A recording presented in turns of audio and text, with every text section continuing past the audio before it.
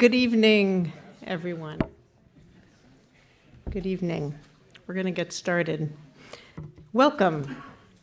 Thank you so much for joining us this evening to learn more about the mission and work of Northeast Wilderness Trust.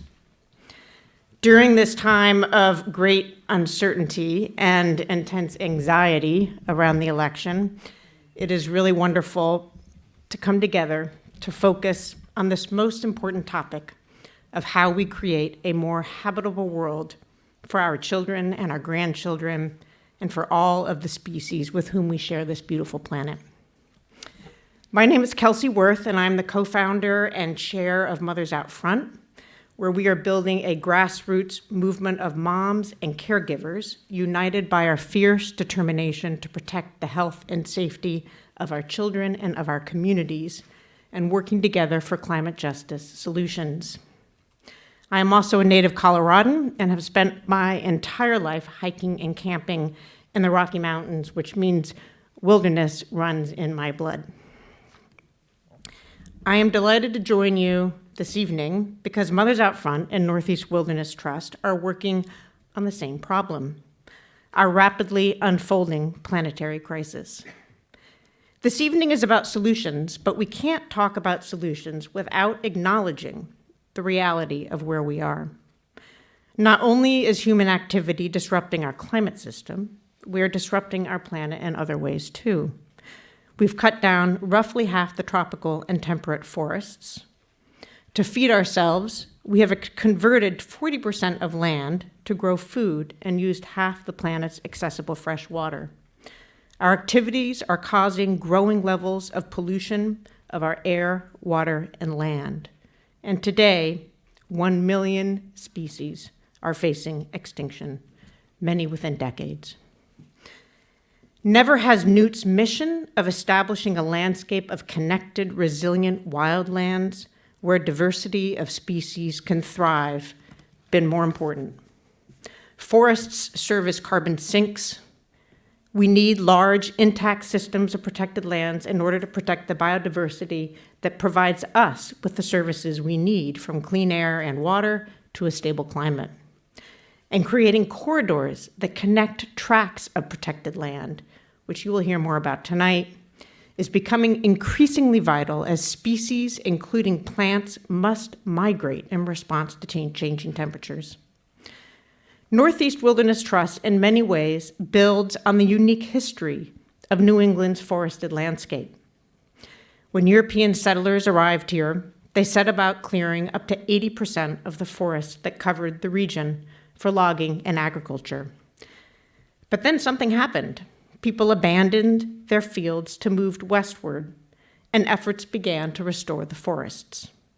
Today, a remarkable 80% of New England is forested, but only 3.3% of these forests are permanently protected, which means there is enormous potential right here, right now, to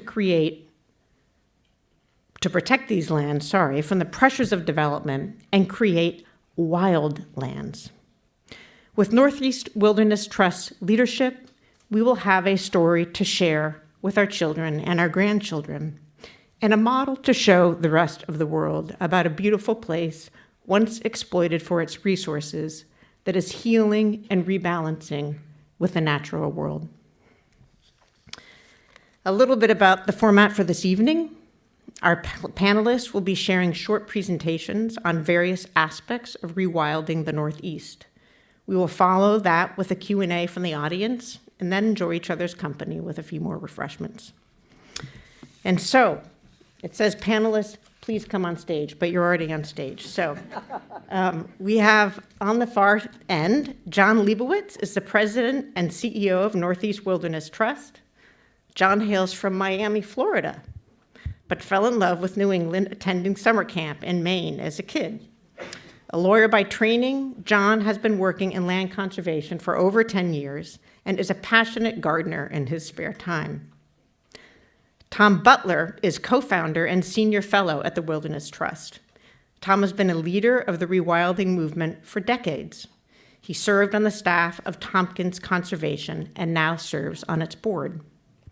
He is the author of many books, including Wildlands Philanthropy and Keeping the Wild, and spends as much time as possible in his canoe.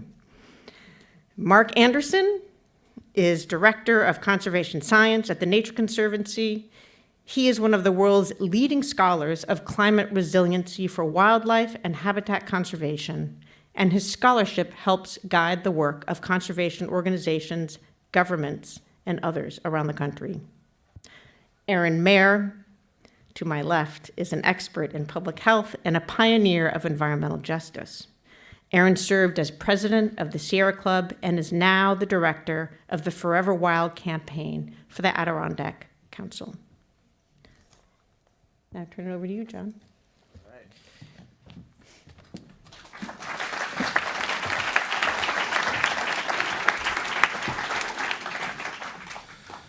All right, well, good evening, everyone. Thank you, Kelsey.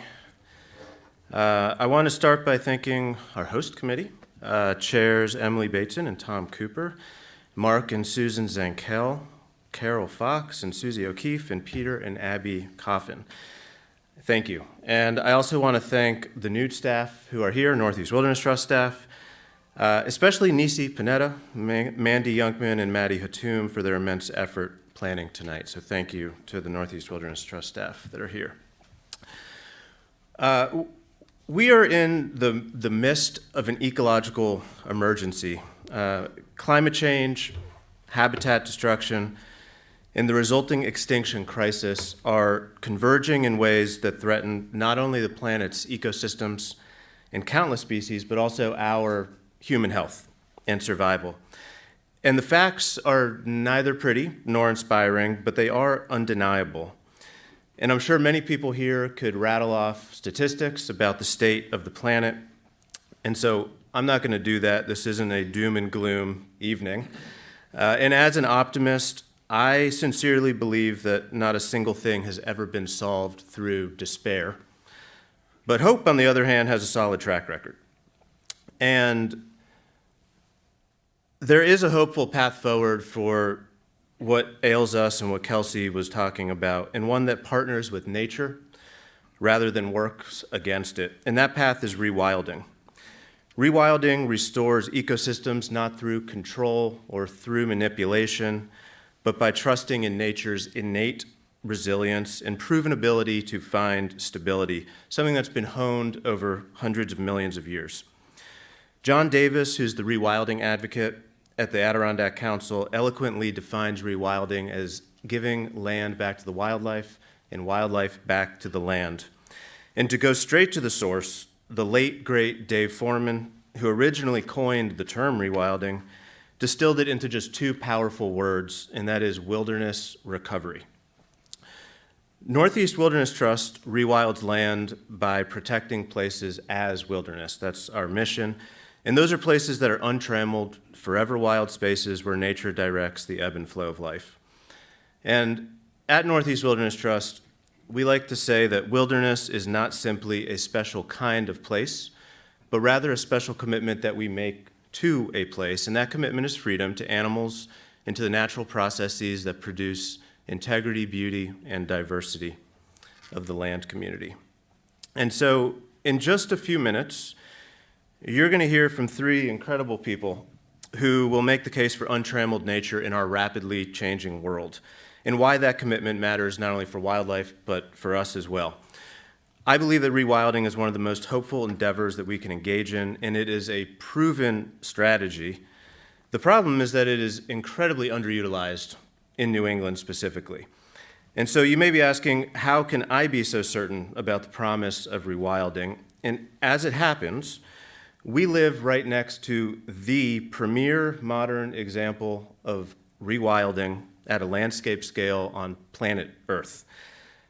Just a few weeks ago, we got a little thing here going on. Let's see.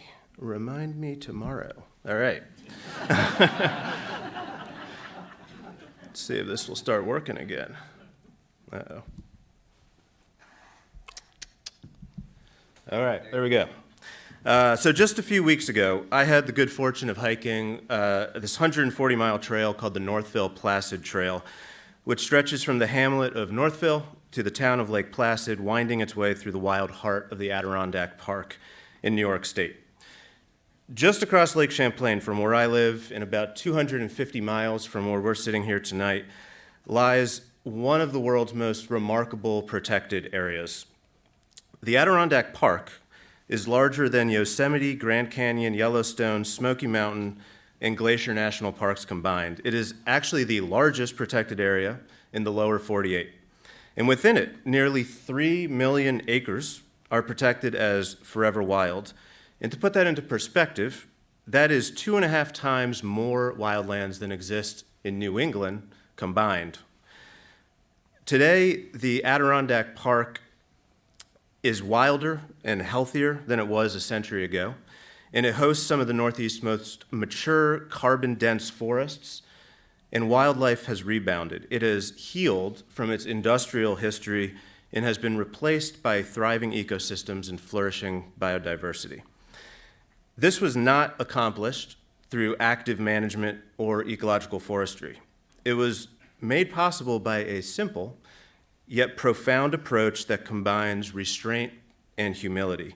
By legally protecting the Adirondacks as forever wild, New Yorkers have offered it a chance to naturally heal while providing unrivaled opportunity for traditional recreational pursuits, which in turn serve as the economic driver for the region.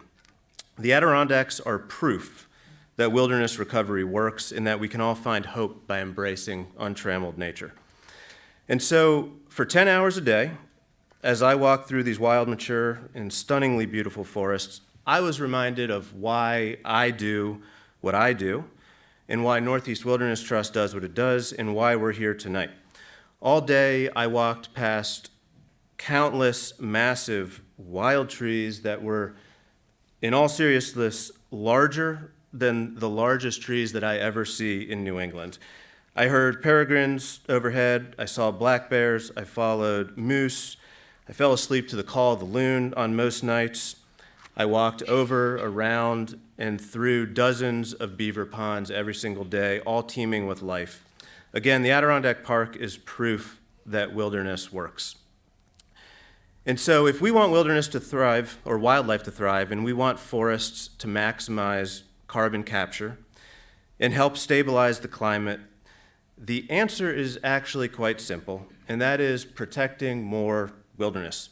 And this plea is not just a conservation strategy. It is a survival imperative for us as people and for the planet. So as Mark and Tom and Aaron share their insights into the topic, let's all remember that. This is not just a conservation issue.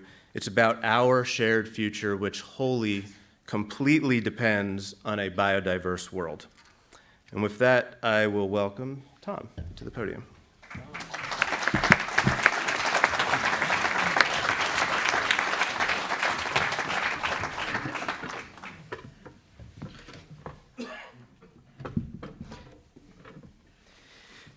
When asked if I would set the historical context for our rewilding discussion, I decided I wanted to begin at the beginning with the Big Bang, and then John told me I had 10 minutes. So we don't have time to go quite that far back, or even to the 3+ billion years since life emerged on this planet, or even the 180 million years or so, give or take, that North America has existed as a continent in its currently recognizable form, or even the 20,000+ years or so, give or take, since our kind, since people began migrating to this continent from Asia. No, with just a few minutes, I'm going to start with the year 1916. And in 1916, there was a young farmer from Nebraska, a gentleman named Tom Robinson, who heard about a saloon for sale in Colorado. Now, it took him about a month with his team of 7 horses and his wagon to get to the town in question, and unfortunately, the saloon had been sold. But enjoying his time and on the road, so to speak, and apparently having a bit of money in his pocket and some wanderlust, he and his family continued on, and they went up to Wyoming, where he took a liking to the country, and he even was particularly enamored of a deal then still operating by the federal government of free land to pioneering homesteaders. And thus it was that my family became ranchers on the high prairie of eastern Wyoming. And that little boy in the center of the picture there, Tom Robinson Jr., is my namesake, my own grandfather, who died in 2004, just shy of the introduction of the iPhone, was of the last generation of Americans who moved west at the speed of a walking animal behind horses drawing their wagon. My family, and probably yours, are part of this epic story of North America's settlement and historically recent de-wilding. Now, today we all have these little computers in our pockets, and we think we're so modern and groovy, and we're deluged with this breathless talk of AI-generated utopias to come. I want to tell you that we are close. So close, both chronologically and ideologically, to the frontier, to this history of expanding agrarian and industrial settlement that displaced the former ecosystems and human cultures on this continent. And indeed, the central idea behind that expansion, that the earth is here for us, that it's here to provide this endless supply of resources to serve us and to hoover up an endless stream of our waste without complaint. Well, that's exactly the same idea today as it was in 1872 when the artist John Gast produced his painting, American Progress. Now, I'm sure you all know this painting, but take another look of American Progress. There she is, the embodied spirit of American progress. She's wafting, floating across the prairie. She's helpfully unrolling a spool of telegraph wire while apparently ignoring the possibility for a scandalous wardrobe malfunction. All the while doing her noble work of sweeping aside the pesky wildlife, those native wildlife populations, those bison run before her, and the native cultures, those land-based cultures that had come to occupy a place and know the land's limits and its possibilities, all the time to make room for the coming plowman, miner, and railroad. And that idea of American progress had already swept through this area. It had come across the Northeast, leaving the deforested hills of New England to shed their topsoil into silt-clogged rivers. Those absolutely stupendous runs of Atlantic salmon, those were already a distant memory when the March of Progress got to the Great Plains and left so many bison skulls littering the prairie that they could be profitably collected, gathered up, and shipped back east to be ground into fertilizer. Now, what happened also in the same year that John Gast painted his version of American Progress? Do you know this one?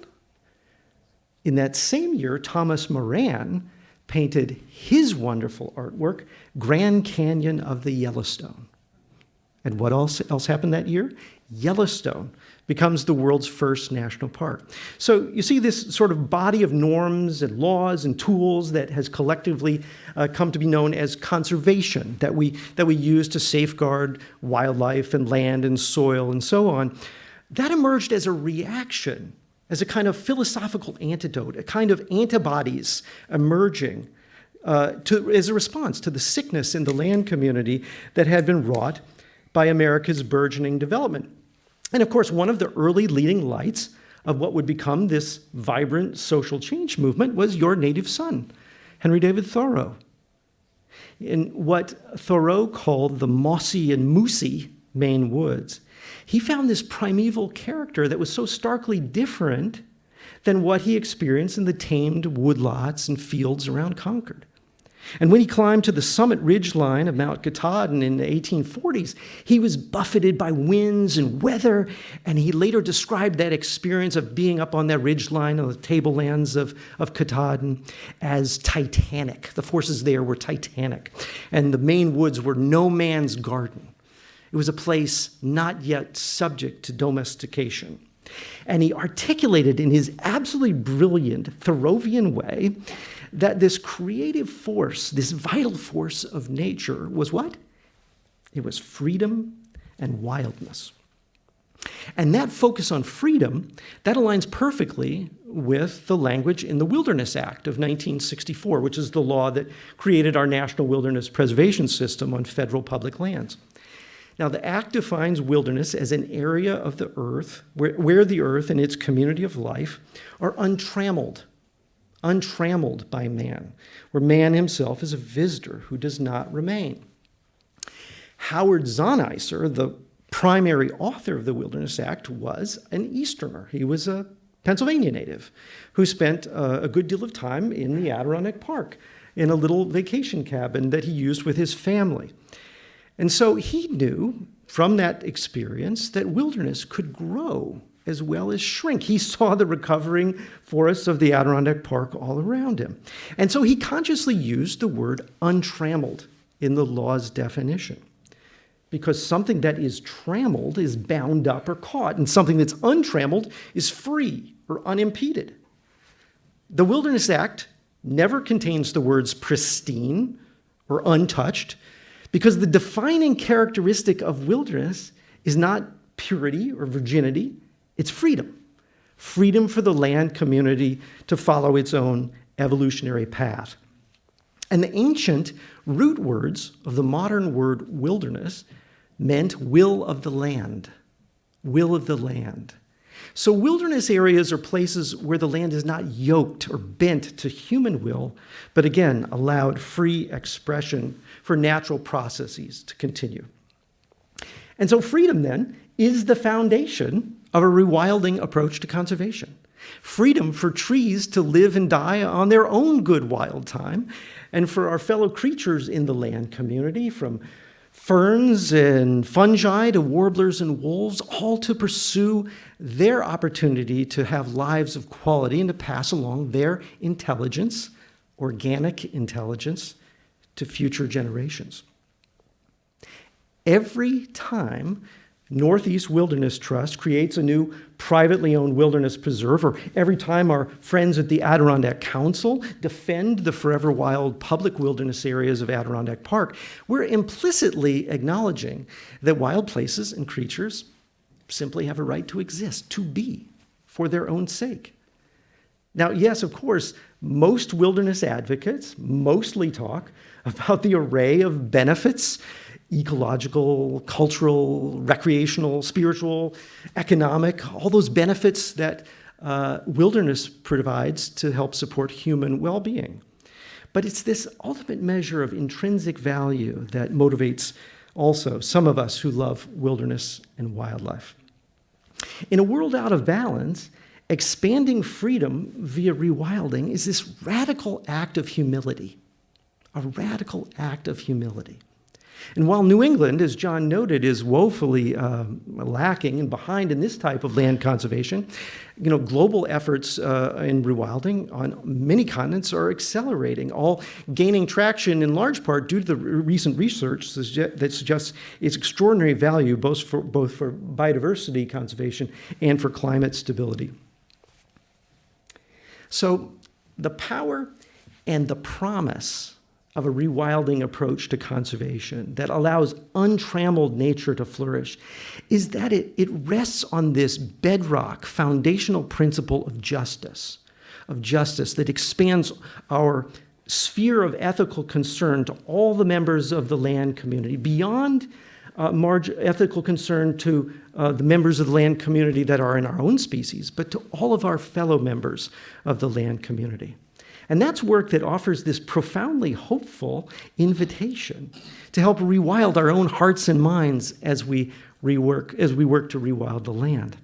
It also offers an invitation to remember that humanity depends utterly and completely on this community of life of which we are part of, what one species among millions of interrelated cousins, part and parcel of this grand pageant of life that might, if we let it, produce beauty and integrity and wildness and health and freedom for all.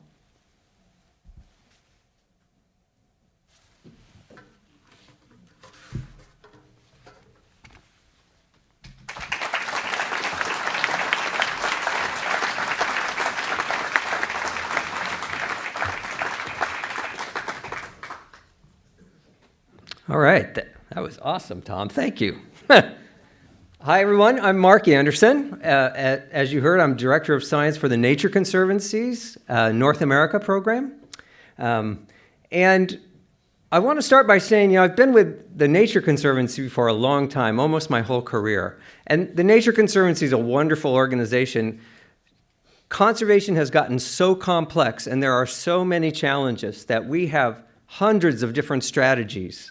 And that's all good. But there's one strategy that to me has always been the most critical one to follow. And that's the long-term permanent conservation of nature for nature's sake. The strategy that Newt has as its only mission. And what I want to do, I'm a scientist, I just want to make the case for you, the science case, on why I think that is so true. So to pick up on Tom's talk, I did a report. Do you remember oral reports in high school? I did an oral report on the Wilderness Act in high school. And I loved this word about, wilderness is recognized as an area where the earth and its community of life are untrammeled. And somebody asked me, what does untrammeled mean? And I was like, oh, it's like a fancy way to say untrampled. Because I had not looked the word up. And then after it was over and everyone left, my teacher, who I worshiped at the time, said, Mark, untrammeled means pristine. And I was like, oh. And so for the next couple years, I thought untrammeled meant pristine, And it wasn't until I was a budding ecologist in college that I actually looked the word up in Webster and saw, it does not mean untrampled. And it does not mean pristine. It means not deprived of freedom. And for me, that kind of shook me, like, wow, because as a scientist, I hadn't really asked myself this question. Are wild creatures sovereign beings with the right and power to make decisions? And I hadn't asked myself that question because I had been raised on actually quite a bit of bad science. The science at the time that I had learned, plants, they were like this sort of passive, unaware, living material, They weren't beings, they were this living stuff. And animals were like these kind of mechanical, instinct-driven organisms that didn't really think or have self-awareness. They were just did their whatever was an instinct. And land was like a blank slate for whatever we wanted to do with it. And I was like, okay.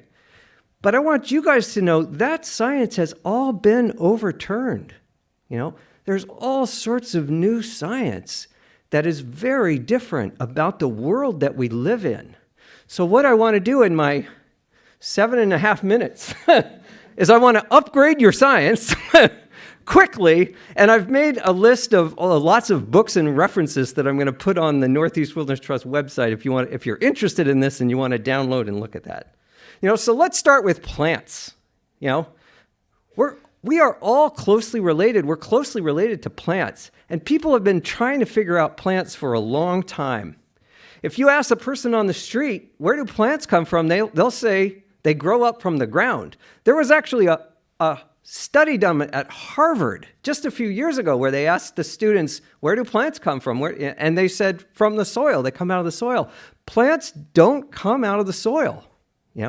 This was known in 1600s. Joseph Priestley did these experiments where he weighed a pot of soil, then he put a willow tree in it, a 5-pound willow tree. He let it grow for 5 years, took it out, and then weighed the soil weighed exactly the same.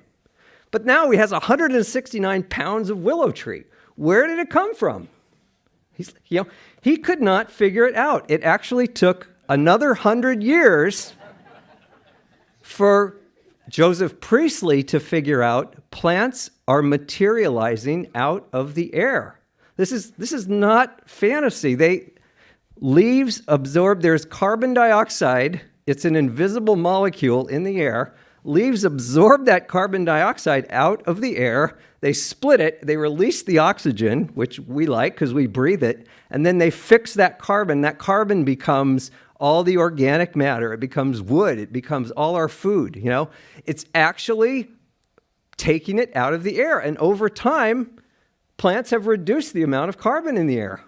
And that's part of what's going on with climate change.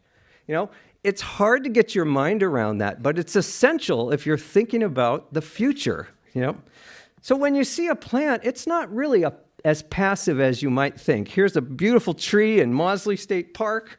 It's got all its leaves out. It's a beautiful sunny day. You can think of every leaf as a little solar collector, And plants are all about surface area. It's trying to maximize all the surface area, get all those solar collectors in there so it's absorbing carbon out of the air, And a quick way, if you ever want to know how much carbon a tree is absorbing, just look at the leaf area. How many leaves does it have and how big are they? It's exactly like looking at a solar farm.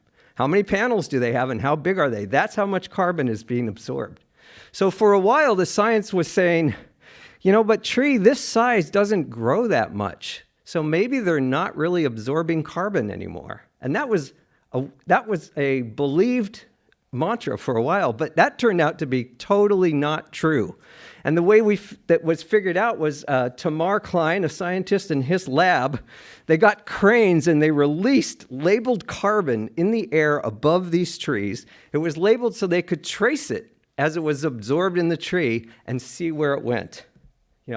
And where do you think that carbon went? Well, the first thing is that very quickly it went into the underground. It went into the roots and into the soil. But what came out on this came out on the cover of Science magazine, the top journal, and kind of shook the science community. 40% of it was being shared with other trees through this linked up underground network.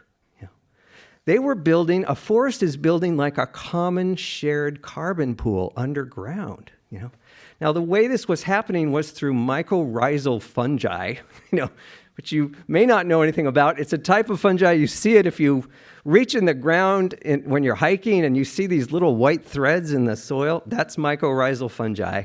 And that fungi is linking all the roots together, and fungi actually needs to eat. So the trees are channeling carbon, they're feeding the fungi, and the fungi are great at dissolving nutrients, and they're dissolving nutrients, and those are going back up to the tree. So it's a symbiotic relationship. And by developing this shared carbon pool, it's actually extracting more carbon from the atmosphere that's being held underground in the soil and in the fungi. Now, why is this so important for conservation? Because it takes a long time. It takes a long time for all that to develop. Plants are incredible, but they're slow. They take time to do stuff. And you can see in these graphics, they've looked now at, after you clear your land or if it gets over-harvested, the fungi is no longer being fed, it degrades away, and it has to build back up. And so really, if you want that kind of interaction happening, you need long-term, permanent protection. Now, I'll stop with trees in a minute, but the last thing was what really gets interesting, Susan Simard's work, she's looked at what she calls mother trees. Old trees, big trees, they bring lots of carbon in, and there's whole networks of trees that develop around those trees in a forest. And the mother tree actually gives a little extra carbon to her own offspring. When I first read that, I was like, I didn't even know trees could recognize their offspring. But now we found that trees can recognize their offspring. They can recognize if they're in a forest with their kin, and they will grow differently in order to share light with their relatives. There is so much that we don't understand about how forests work. but what we know is that they are incredible communal systems that can help us into the future. Okay, let's talk about animals. I learned, like, animals don't think. Did you ever hear this? Man, the thinking animal. This is not true either, you know? All animals think, all vertebrates think. And what's weird is they have different umwelts, which means they have the way we have 5 senses, and the way we think is related to our 5 senses and how we perceive the world. There's 11 to 17 other senses out there, and animals often have different senses, and the way they think is related to how they perceive the world, you know? So spiders perceive the world differently, and they think differently. Here's an example, is birds have incredible spatial brains, you know? That Clark's nutcracker you see there can hide thousands of seeds and remember exactly where they put it for over a year and find those exact seeds under snow. You know, the average grad student can remember about 100 for maybe a month or two. Like, our brains are not wired to do the kinds of things. But every animal has their own way of thinking, and it relates to their life way. And if you're thinking, yeah, but their brains are so small, that hummingbirds, have you ever seen a hummingbird come in your yard and go to one flower and then fly away? They remember, they've already checked all the flowers, and they remember which ones have nectar, and they come back to that one. You know, those little brains, you know, if you think that can't be done, then I'm ready to trade you a wall-size 1940s computer for that microprocessor on your phone, which is like 1,000 times more powerful than the wall-size computer. That's what evolution can do. Okay, this is the most important slide I have for the night, you know. If we want thriving nature, we have to create the conditions for thriving families. You know, all nature exists in some sort of family unit.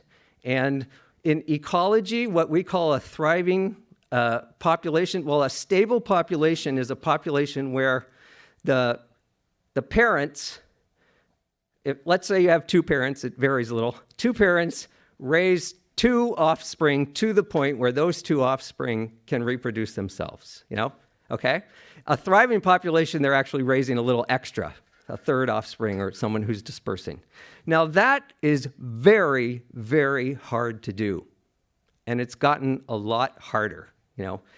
And this is an example, it's called source sink model. This was breakthrough science in conservation science. This area, tree leased woods, this was a place where birders had been tracking birds for back to the 20s. And every year there were birds there. It was almost all these species, they were singing away. They thought this was bird heaven, you know, and it would be easy to think that. But then they started measuring, were any of those birds successfully reproducing? It was 0, you know. It was 0 because you look at this, if you're trying to raise your family, you need shelter, you need safety from predators, you need safety from brood parasites, you need safety from diseases, you need some privacy, you need lots of food resources, you need clean water. You're not getting that in this forest, you know? So why were the birds there? The birds were there because far away in the Ozarks was a huge source area. A source area is a place where nature is thriving and the families are producing extra offspring and they're dispersing out across the landscape. And a source area can keep species across a much larger landscape. And that's what we need. It doesn't matter really. It doesn't do any harm if we conserve what's called a sink area. It doesn't do any harm. But if we don't conserve the source areas, we're starting to talk about trouble. And that's why we're seeing, so these charts, we're seeing bird declines in almost every type of habitat that's out there. And those bird declines are due to habitat loss and also to habitat degradation. The habitat's still there, but it's not really they're not able to raise families and reproduce and thrive. There's one habitat where it is reversed. See it up there? Wetlands, and that is due, according to the authors of this study, to millions, actually billions of dollars spent on wetland conservation and restoration. So we can reverse these trends, but we have to be sure that we are giving the rest of nature what it needs. Here's an area that might look more like a source area. This is, now you can see shelter, you can see lots of nooks and crannies, you can see safe areas, privacy, there's tons of food because you got all this rotting wood. These are the places, when they measure this, it's not any different birds. This is an old growth forest. It's not any different birds than you find in your backyard, in your other forests, but the breeding success is way higher. This is where they're thriving, and this is where they're exporting outward. Okay, how am I doing? Okay. Just a couple more. I want to end the animal stuff. I got too involved for a minute. I just want to end the animal stuff with beauty, because this is another one of the most inane comments or the most inane statement that's ever been written. Only humans are capable of appreciating beauty. Okay, that was Immanuel Kant in 1790. First of all, let's start with birds. Birds perceive a wider array of color and light than we do. They perceive this whole spectrum of color, including like infrared, ultraviolet light. And not only do they perceive it, they love it. Especially female birds love color, and they selectively mate with more colorful males. That's like how you get, sorry. And over time, their offspring are more colorful, and then their offspring are more colorful. So over time, birds have become phenomenally colorful. Look at the peacock, The peacock, that is a liability for a male if you want to survive, to have that huge tail and all that color. But if you want to reproduce and, raise families, that's what female peacocks like, So it's the same with insects, Insects obviously perceive color. They see a wider range of color, and they're attracted to color, and they're attracted to scent, nice scents. That's why we have flowers, So, and then this is my favorite, the last one. That's the bowerbird.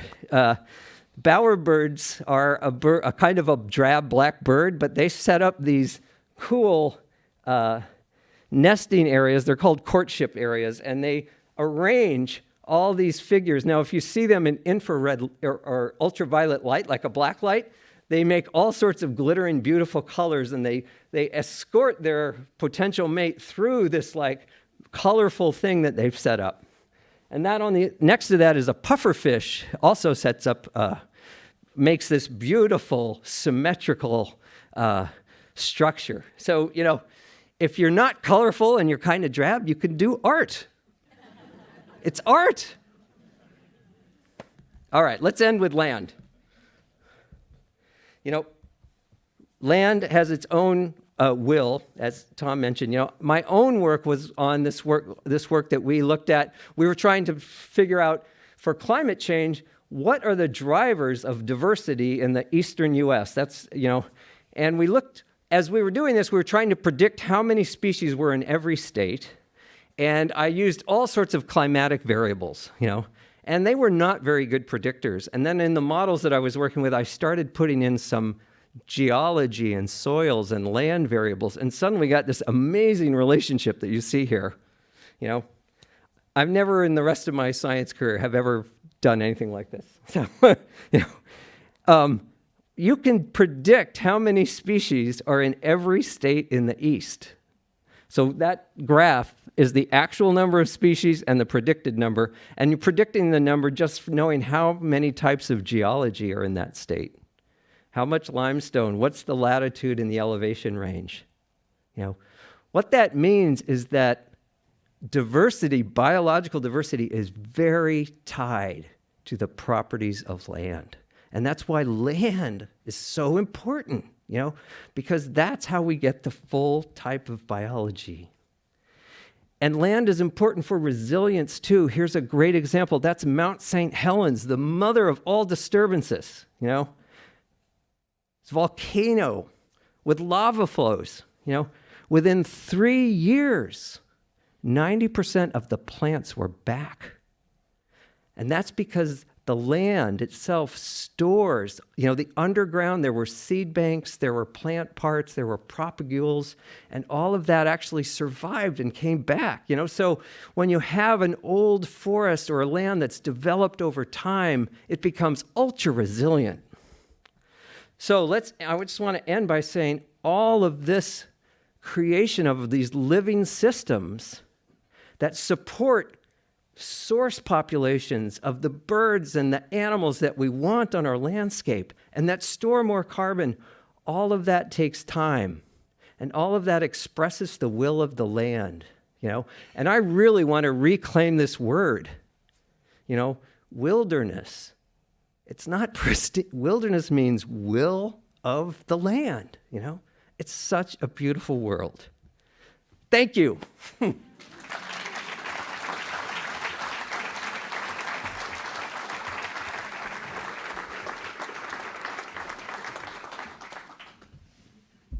First and foremost, I want to thank Northeast Wilderness Trust for having me here. And again, think about it. Northeast Wilderness Trust itself was a radical concept when we talk about wilderness and land trust, that preserving land for the sake of land was what we called an extreme idea. When we talk about land preservation, oftentimes it was preserving the wealthy estates and the thousands of acres around them. It's like the afterlife for the old elite industrialist class and caste. And so it was all the way the poor and working class folks could eventually go and pay a museum admission and walk those lands and grounds like the past Rockefellers.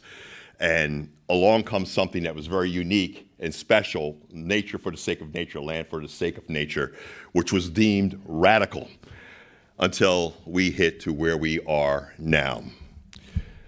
As you mentioned, I am a retired epidemiologist from the New York State Department of Health, a scientist, a public health professional who left that field to go full headlong into the climate space. I also was part and a founder in what is the national and international environmental justice movement. I'm the 57th John Mair. So I know a little bit of something about wilderness. I grew in that space and expanded in that space. But the thing that was really triggering was about 10 years ago, near the end of the Obama administration, at the height, just outside of Paris, was the signal shot that if humanity is to survive, we got 10 years to really seriously act on climate. 8 years have passed, and we've taken maybe 2 steps forward and ran a marathon backwards. As a public health professional, as a father, as a genealogist, a family historian, the notion of people, place, space, and land is very critical to me. But as it ties to land and the environment and wilderness, I have a deeper story. But more importantly, why I came to stay and work at the Adirondacks, as the Forever Adirondacks campaign, as his wilderness campaign director. Because at the beginning, about 3 years ago, Joe Biden announced something called 30 by 30, which is about wilderness carbon sink. Again, protecting nature, setting aside 30% of nature for our planet within the United States. And it was immediately set upon by the climate denialists. But the fact of the matter, it was a huge opportunity. So you need someone who can speak intersectionally about the environment, but also another piece, and again, going back to my Sierra Club hat and the environmentalist hat, is enlisting humanity.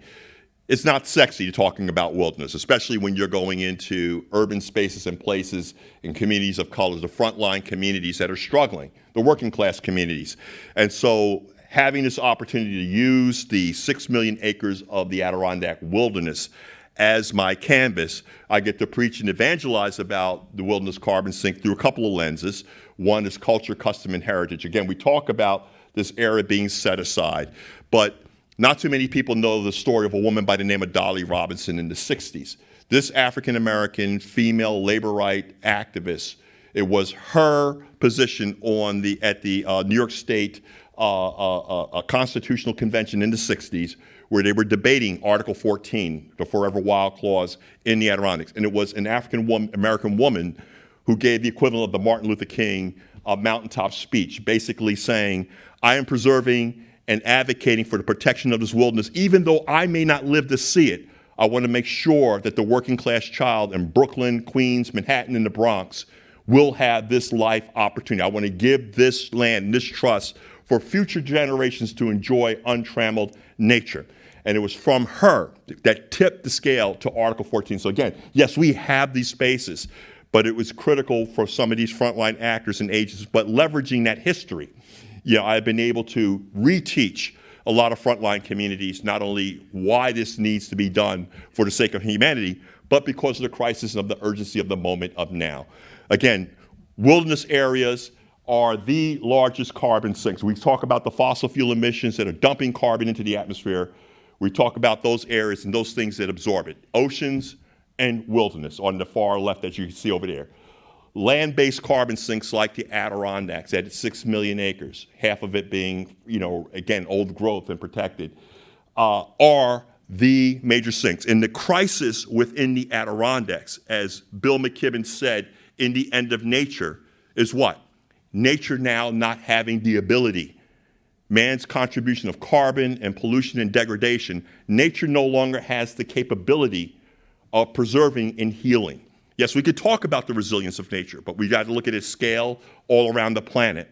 And it's for that, it's one of the reasons why I stepped into this place and space to not only push the argument, but teach and engage and pull in more of our communities and our people to that. And so you can see the challenge at hand. And we think about land, and again, your wonderful piece on trees and the mycelial networks, Peter Waldman's work, The Hidden Life of Trees. It wasn't until The Hidden Life of Trees that I realized that Treebeard in The Lord of the Rings was actually real. It's through these mycelial networks. And it was to the point, and again, I look at J.R.R. Tolkien and said, how did he have that powerful insight? And how Treebeard just took an infinite amount of time just to talk. But it is a perfect description of what the mycelial networks are. Not only is there like a mother and father tree, but they contribute to the growth patterns, but they can absolutely be dead and fall off, but the roots are still there, still feeding and controlling the growth cycles and communicating. And these mycelial networks, think about the old America, went for hundreds, if not thousands of miles. Mind-boggling. But again, we can get caught up in that, which is very powerful and very important in understanding the complexities of nature. But when you look at what we have to do as a species to shape and more importantly, to preserve humanity from the current climate crisis and what we have to restore, and that newt is not a luxury, it's a necessity.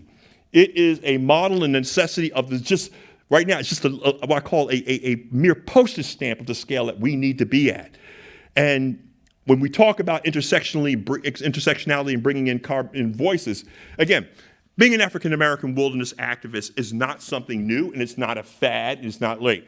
My enslaved ancestors, the First Nations, and there you have my grandfather, my great-great-grandfather, and his brother, Isaac Talley. And they were born, and they were enslaved in the Blue Ridge Mountains in the Haygood Plantation. And in the 1840s, Haygood was able to create one of the early eco-tourists for naturalists visiting areas in the lower Blue Ridge Mountains called Caesar's Head. Anybody here hear of Caesar's Head Mountain in the Blue Ridge? Beautiful place. Well, my ancestors were the enslaved field guides for naturalists from all around the world that would come to visit. And not only were they enslaved just because they're black, but because people don't realize that back shopping for slaves was like going to Home Depot. They actually shopped for slaves to be enslaved from Africa based upon their skills, their knowledge of plants, roots, growth, but also how to be stewards of the land. My enslaved ancestors were part of that early, and I did not know this before I even entered into my field, but the fact that I come full cycle within that ancestry, still being a steward of the land, but dealing with land as again, with naturalists, but in the modern sense. So my tie to the land in the Blue Ridge Mountains of lands which are still in our family, from the First Nations, or the enslaved people, is over my daughter. I'm fifth generation, that's my youngest daughter, 6 generations in this space, in this ecosystems. Again, we could talk about the First Nations who were tied to the land, who lived in harmony with the land and worked with its cycles for the survival of the tribe for 7 generations as they lived. My ancestors, remember, there was no welfare system back at the end of the Civil War. It was their stewardship and harmony and living harmony in the cycles of the land that allowed this land to stay within our family, but also provide the very shelter and safety. It's these land use patterns, the industrialist patterns, that basically have denuded and destroyed our land. And it's these zoning patterns that we now have to recover from, because not only does those land use patterns result in the degradation and destruction of the land, the question now becomes, how do we restore that connection? How to restore that human connection? One of the things I use to intersectionally tie into frontline communities is that culture, custom, and heritage. I talked about Dolly Robinson, who was one of the voices that gave rise to the modern Article 14 and protection of the Adirondacks. But the Adirondacks also, in the wake of our nation being born, in the wake of the first Fugitive Slave Act, as they say, fostered in the Constitution, in our constitutional republic, and the second Fugitive Slave Act in advance of the Civil War, where blacks would be, if they're caught on the street, would be enslaved. How many of you have heard of the story 12 Years a Slave, Solomon Northup? Great book to read. And here's another great story. Solomon Northup was born and raised in the Adirondacks. He was always a free person of color. And so what happened was the Adirondacks has always served as a place, the high peaks of refuge. Think of it in the terms of revolutionary sense.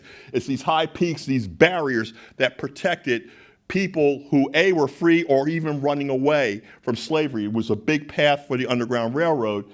And one of the 12 settlements in the Adirondacks, and this is in the wake of Garrett Smith in the 1840s, when they were trying to get blacks the right to vote in New York State, actually the first voting suffrage movement and voting suffrage settlements were created through the Garrett Smith lands within the Adirondacks. One of the settlements was called Timbuktu in the 1840s. Okay, and Timbuktu shows you, A, the knowledge of the people of color to name a community, but at that time, there was only two places called Timbuktu, one in West Africa and one in the upstate of New York in the Adirondacks. Timbuktu is now called Lake Placid today. It shows you how history and land use drives what we see and what we think of as place and space, and nobody thinks of its radical history in the preservation of freedom, but also the stewardship of that particular land. So for me, to be a steward and an advocate in protection of this space is not only an artifact of history, but it allows me to intersectionally pull in communities of color, especially African or First Nations peoples, of why this place is more than sick, just not only for the land, but for your heritage, for your survival, but more importantly now because we need to protect this land to save humanity. You know, think about it. The Adirondacks is the largest wilderness carbon sink in the lower 48 states. Protected. Protected. Now we have the capacity to expand that. If we look at the entire Northeast going from Maine to northern Pennsylvania, the opportunity to truly save humanity. We're not going to build our way out of this climate crisis with all the clean energy technology. And some of you may have heard of carbon capture storage. What carbon capture storage is junk mechanical engineering and science that allows for fossil fuel companies to extract more oil, because a lot of this carbon capture storage is built in place and situated on site where they're extracting fossil fuels. What is the big boast right now at the height of this climate crisis? As a political selling point, not only have we invested through the Inflation Reduction Act over $1 trillion, but we are now drilling more oil than any point in time in American history. So the crisis, and again, going back to Bill McKibben's point of the end of nature, we're putting even more stress on the ecosystems that we need to survive, but we're not protecting these ecosystems at scale to make a difference. You heard of the complexities, because these ecosystems, trees, depend upon mycelium nexus. They depend upon healthy soils. They depend upon the flora and the fauna that exist and die within them, because that all feeds the network. And trees are not a renewable resource, because not only when they go in to harvest them, they destroy the soils with this heavy equipment. They compact the soils. They destroy the habitats. And so when they denude and harvest a place, and to say that, well, the younger trees will grow more and absorb more carbon, junk science. And you're getting it from an epidemiologist. You're getting it from a scientist. Right? You're getting it from another scientist. You're hearing that they're now coming up with studies, because why? We were in this space where the Department of Agriculture, where our Forest Service is at. You know, one of the things that we have is the forest rangers and the forest product sector. And we hear that people were getting the title of forester, and we tend to think that the forester is the ecologist. No, the forester is like the guy in the butcher shop. He gives you cuts of meat, cuts of wood, you know, pellets, etc. And so the question is, we need to truly have an eco-science at scale to not only protect the forest, but to create the climate careers, as stewards, to actually preserve the forest and nature for nature's sake. When we talk about, is it going to work? Is it going to work? Oh, no, it isn't. Well, you're looking at, in the old growth section, that moss and mycelial networks is like the deepest or plush shag of shag. And I don't want to tell you where it's at because you don't want it trammeled. But underneath that moss and what you walk upon top is a bunch of decaying branches and trees, etc. And underneath that is a massive wetland. So you're about 3 feet above a wetland with all that complex ecology right above it. And we get to step into that old growth. And we get to see, areas of the forest that actually existed before the settlers of this great continent. But again, at about 1 million acres, it's not enough. It's not enough. The ecology there can definitely teach us about what we need to do. But the point is, it is essential for us to protect these sacred places and spaces. I told you about Zion McKenzie, but he was also a minister. He's the founder of Golden Grove Baptist Church, which began in the 1820s. But the point being, he was a deep practitioner of the book of Genesis, of our humanity, mankind being stewards of the land. There's a difference between stewardship and those who see it as a natural resources that you think you can own land, you think you can own the air, you think you can own the soil, you can own the water. That's not our role, even at a spiritual level. We've moved so far away from our role as stewards to the point we're now near extinction. And it's intersectional, intergenerational, because I teach my youngest daughter, my grandkids, when we go on talks in the wilderness, in the forest, their role as stewards. But why nature for nature matters. It's not because dad is talking, because I teach my daughters, my child, this is for you. And I do this not only for you, but for my grandchildren to come, or but may not come, but for all of our people and species to survive. I do this because I need to, as they say, transform our legislators, all of our thought leaders, to the essentiality of protecting wilderness for wilderness' sake. My stewardship at the Adirondack Council is the first time in New York State history that the African American, Black, Puerto Rican, Hispanic, and Asian caucus ever set foot and had their meeting inside the wilderness. But it took calling on the history, the legacy, the culture, custom, and heritage, as well as the natural ability to create the notion of sacred land in their hearts. And from that, they create the Timbuktu Summer Science Career Project, linking SUNY ESF, Environmental Science and Forestry at Syracuse, and City University of New York, so that the kids growing up in concrete jungles can now share that story, the history and legacy, but become the next land stewards, again, moving humanity at scale.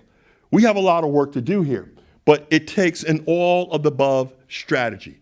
So I want to thank my brothers and sisters from Newt for having me here, because I get to go back to my ancestral lands on my paternal side in Scotland. My ancestor was, Alexander Mair was with the 26th Scottish Highlander Regiment of the British side, and I get to brag and say my ancestor, when he landed in Manhattan, chased George Washington's butt across the Hudson River. And we celebrate every July 4th in Jamaica, where he founded Mair Hall. But these are the ancestral lands and woodlands that he grew up in Scotland. And to be blessed to go from that arc of history on my maternal side of enslaved, but on my paternal side, free people of color from Jamaica, but having this deep ancestry and connection to nature is just a very critical sign and blessing that I'm born and bred to be at this place at this moment in time of great human peril and crisis. And the prophet George Carlin said it best, if he said it well, is that Earth is 4.5 billion years old. It's fine. Humanity and creation associated with this development line, that's what's in trouble. The Earth will be around. It will shake us off like a bad case of fleas. But my brothers and sisters, you here right now through your donations and support, at least you can be that flea powder that keep us around for a little bit so that we can at least try, at least in this moment, to get it right. I want to thank you for your time and indulgence, and I turn it back over to Jon.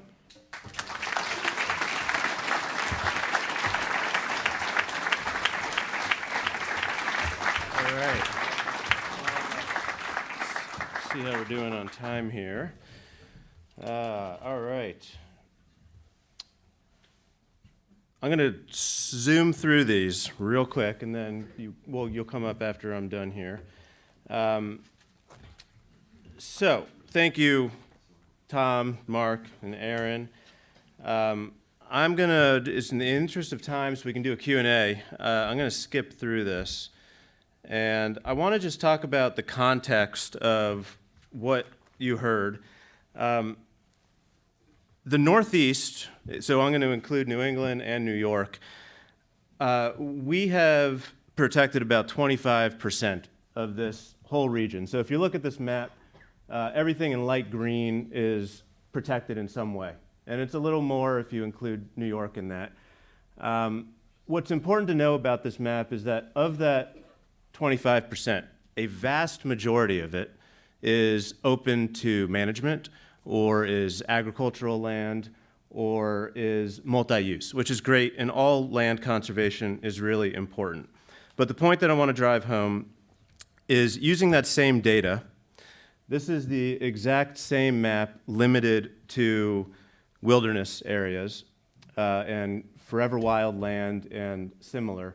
And only 3.5%, give or take, of the entire region is protected in a way that it is guaranteed to become an old-growth forest of tomorrow.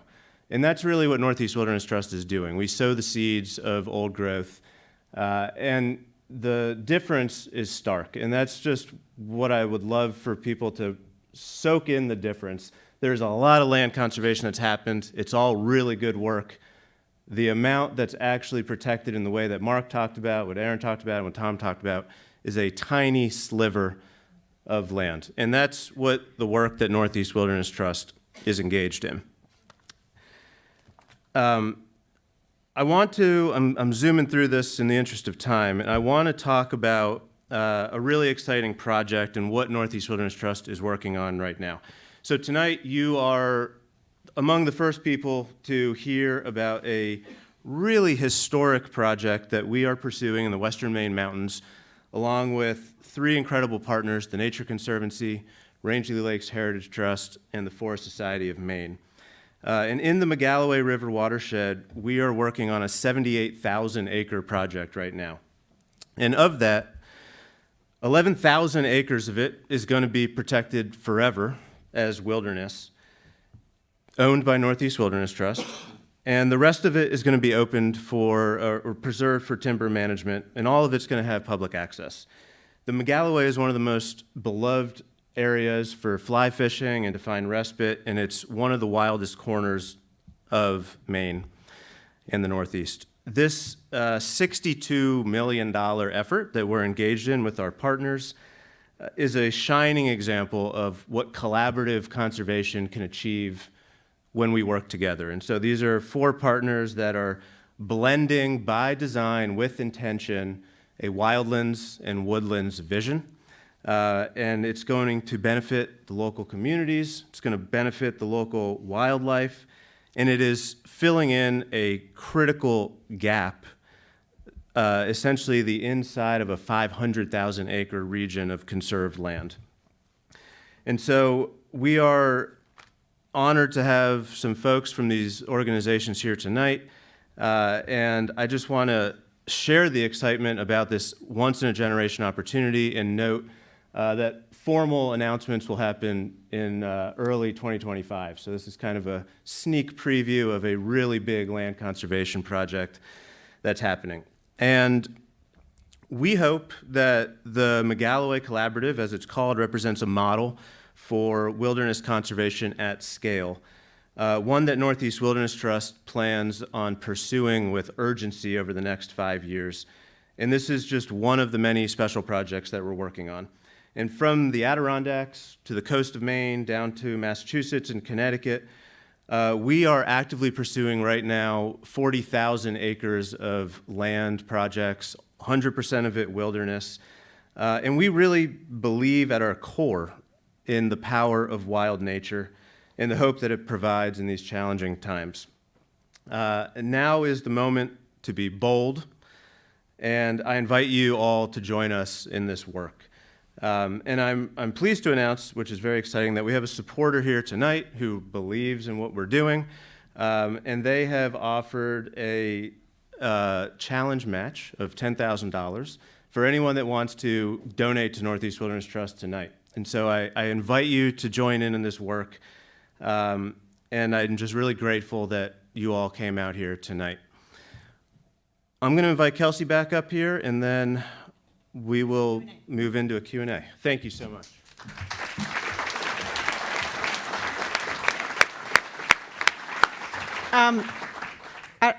I just want to say I feel like I just got a huge injection of hope, and I really needed it. And I'm probably not alone with the people in this room. I think it's impossible to follow issues around the planetary crisis that we're facing and not feel this sort of constant sense of loss. I mean, I think we all probably have places that we love, and we've noticed the changes caused by human activity, and this, it is a profound sense of loss. And what we heard about tonight is rewilding, wilderness recovery, healing. All of these things, the work of Northeast Wilderness Trust, just give us a sense of hope and a sense of possibility for the kind of world that we can create together if we do the work. So thank you for the incredible work that Newt does. And now we're going to open up to questions. And I think do we have a few people with microphones? Yep, right here. So we're just going to open it up. So any questions? Going back there. For any of our panelists.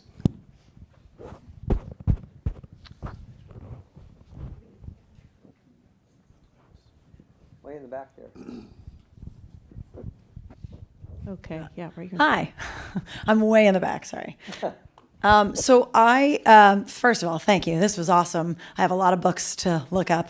I am a nature educator down in Blue Hills, just south of here in Milton, teaching kids foundational academics and nature studies out in the wilderness in Blue Hills. And I struggle a lot with the balance between being untrammeled and experiencing our wilderness that we spend our times in, and letting children explore, because if they don't get to touch the frog, they won't really understand the frog. But I also don't want them to touch the frog. And so I'm just looking for some input on how to communicate with young children, especially, who we clearly need to be invested in nature and in the wilderness and understand it down to the tiny frog, so that they can be the future that protects it. It's thousands of millions of acres. So how to keep them engaged in that, but also help them understand that nature sometimes, hi Vidya, nature sometimes needs to be left alone and be let to do its own thing. I struggle every day, so would love input on that. My dear sister, let the child touch the frog. Okay, great. Let's be clear. As you heard, untrammeled doesn't mean absolutely untouched.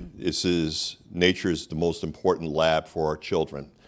And they need to respect nature, and the only way they do that is, again, running free. That's their growth psychologically as a human being is also moving untrammeled in that space. Nature's not at the exclusion of humanity, but again, the issue is that as a teacher, as an educator, you now shift into a deep naturalist, but also stewardship mode. So when going into nature, your preparation of them, of not only, if you touch, be careful, because these critters are fragile. Mm-hmm. You can't put them in your pocket. Do not put them in your mouth. No. The pica behavior of children. But to enjoy nature and its beauty, but also being patient and explaining with them that this is part of an ecosystem and we have a role to protect them. This is an opportunity at the most gentle level and at the early formative level to teach a child to be a steward. So you have a blessed gift, but don't make them freaked out about nature. It's okay, and it's part of our stewardship. Indigenous tribes, African tribes, all of our people, our ancestors, your ancestors. That's how, we evolved before we alienated and got into thinking that we can own, buy, and commodify nature. So it is a beautiful thing. I'm glad that you are a steward of young minds, but absolutely let them also be free with nature. Thank you. So I, of course, agree with everything Aaron just said, and I want to just add at a practical level, one of the misconceptions about wilderness conservation and Northeast Wilderness Trust's work specifically is that the land we protect is off limits or not welcoming to people, and 100% of the land that we steward and safeguard as wilderness is open to public access. So it's just to echo what Aaron said, there is, of course, a fine balance between access and loving a place to death and having too much recreation, which is, of course, something that's dealt with regularly in the Adirondack Park. But it's important to highlight the fact that wilderness areas are welcoming to people, and it's so important to get folks out, especially young kids, into wild nature to experience it and understand what is different and so beautiful about wild places versus other types of conserved land. Great. Other questions? There was a question over here. Yes.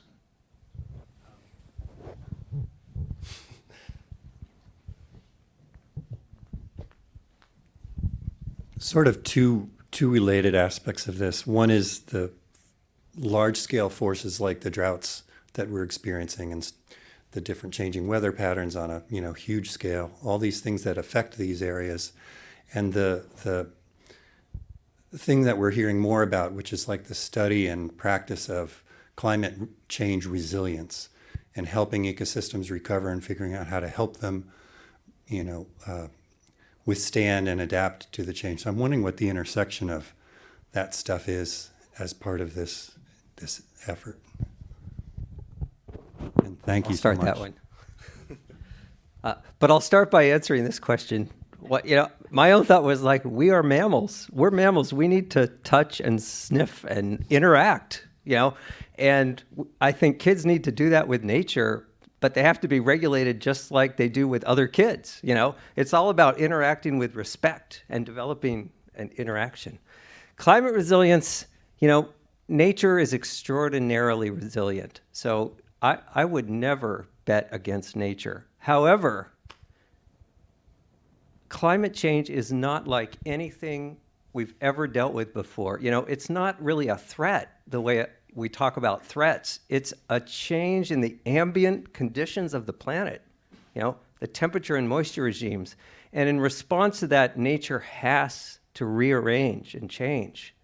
And so part of this, part of the work that I do with TNC and with Newt, we have to think about the source areas, resilient source areas, and then the connectivity and the connections that allow nature to rearrange. It's that combination of source areas and dispersing species and connectivity that allows species to move and rearrange that will allow nature itself to readjust to a new climate. Now, that's a huge challenge for us, but it is also a place where the woodlands, the managed lands, can play a huge part in helping make this happen. So in my mind, it's kind of the wilderness for the source areas and then the managed lands for connectivity. And if we can get that right, we may have a chance, but it's going to be a different nature in the future. But, that's what's cool about nature, is it changes and adapts. So we just want to have as much as we can. And the fun piece is be around as long as we can, because again, these ecosystems have evolved over millions of years. And we're now dealing with a climate in which our species never evolved in. So this is a very important scientific fact. Our species at this current average global temperature is not where it evolved at. So while we have scientists and other people say, oh, well, the plants are going to have more food, it's going to be greener, et cetera, et cetera, et cetera. But again, these are geological time in which all flora and fauna have adapted. And that's where the George Carlin case comes in, because we don't know what that short-term shock would mean for our species and the web and the food web. We can already see it happening in the Pacific Northwest with the loss of the king crabs. Billions of them just disappeared, just died off. And so that's that. If you go to the all-you-can-eat buffet, it's the long crab legs there. So they, now we synthetically make them, but the point of the matter is what the wild caught had pretty much, we saw a very serious species crash just last year. So what does it mean for food supplies and things as the world gets warmer? It's very serious, because that's why we see China building island forts in the South China Sea. They have over 1 billion people that they got to feed, and the ocean, the Pacific Ocean and North China Sea is a protein source for them. So we will actually see even more conflicts over these things. So the adjustment is not only the shock to our species, but our relations within our species and the crises and things that it will create.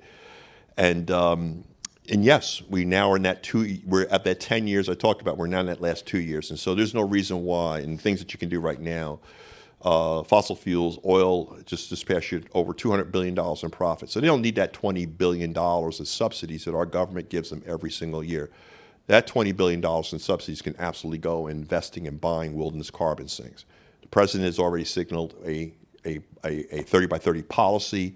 We need everybody here to lobby our congressional delegation to shift that $20 billion fossil fuel subsidy off their profit books and put it right now in the wilderness carbon sink purchases that we need to move the needle on right now. So yes, there are things we need to do, and the crisis is urgent, and the action is now.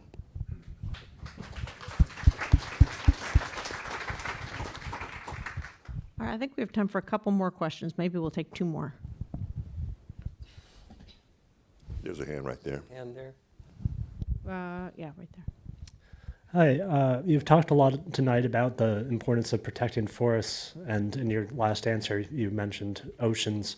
Do you work to protect coastal regions as well as having kind of wilderness areas in oceans, and also how forest, coastal, and ocean areas flow kind of into each other, and it's not necessarily like a binary between the different groups? Well, through my hat in the Sierra Club National, we are part of a lot of the national purchases and protection of coastal areas and coastal protected zones from, degradation. So this is an all-the-above strategy, because again, it's not only terrestrial biodiversity, but also biodiversity within our oceans and protected areas.